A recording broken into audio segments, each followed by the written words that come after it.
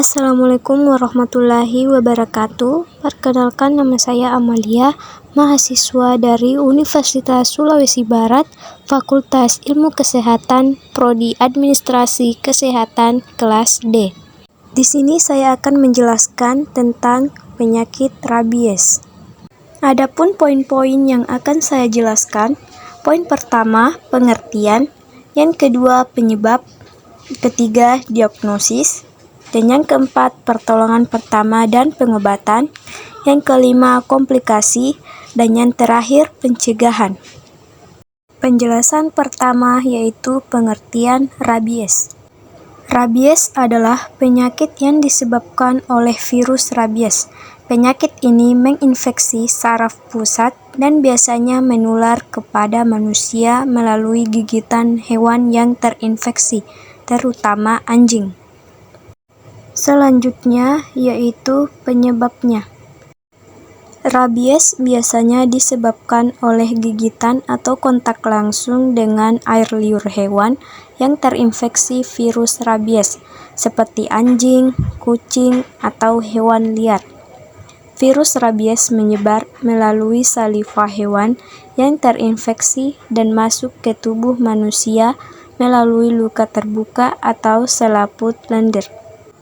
Penjelasan selanjutnya yaitu diagnosis. Hingga saat ini, belum ada pemeriksaan yang dapat mendiagnosis infeksi virus. Penyakit ini umumnya baru bisa terdeteksi setelah pengidap mengalami gejala. Setelah gejala muncul, dokter akan melakukan sejumlah pemeriksaan pada pengidap. Ini termasuk bekas gigitan, cakaran, atau luka terbuka. Pemeriksaan dapat mengetahui seberapa besar risiko infeksi pada pengidap.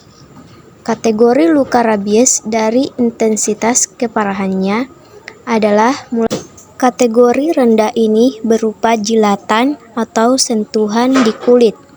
Kategori kedua yaitu sedang, berupa gigitan atau cakaran yang tidak menyebabkan pendarahan. Kategori ketiga yaitu tinggi, berupa gigitan, jilatan, atau cakaran pada area luka terbuka, mata atau mulut, dan menyebabkan pendarahan. Setelah terdeteksi, dokter akan melanjutkan pemeriksaan dengan prosedur di bawah ini. Yang pertama, tes antibodi. Tes antibodi ini bertujuan untuk mengetahui tingkat kekebalan tubuh untuk melawan virus. Yang kedua, CT scan atau MRI. Ini bertujuan untuk mendeteksi peradangan pada otak akibat virus. Dan yang ketiga, biopsi. Biopsi ini bertujuan untuk mendeteksi protein virus dari sampel jaringan luka. Dan yang terakhir, kultur virus rabies atau PCR. Ini bertujuan untuk mendeteksi adanya air liur hewan pada luka pengidap. Poin selanjutnya yaitu pertolongan pertama dan pengobatan. Pertolongan pertama yang bisa kita lakukan jika baru saja tergigit hewan yang terkena infeksi virus rabies. Pertolongan pertama yaitu tekan area luka dengan kain bersih atau basah steril. Selanjutnya, bersihkan atau cuci luka gigitan atau cakaran hewan dengan air mengalir dan sabun selama 10-15 menit. Selanjutnya, oleskan cairan antiseptik yang mengandung povidone, iodin, atau alkohol dengan kadar 70% ke area luka. Yang keempat, segerakanlah ke rumah sakit terdekat untuk mendapatkan pertolongan lebih lanjut.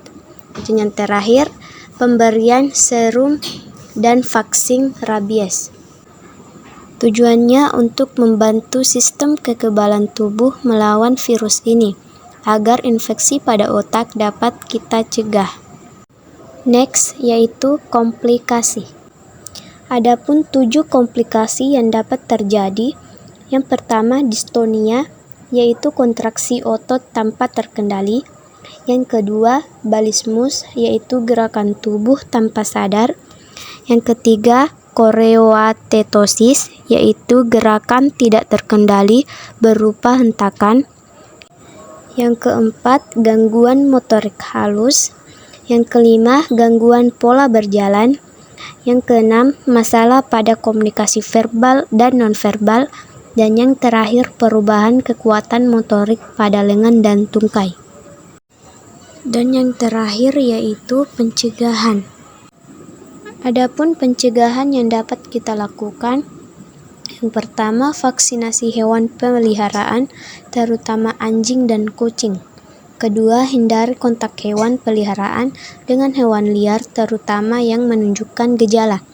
Yang ketiga, tutup semua celah dan lubang di rumah yang bisa jadi sarang hewan liar.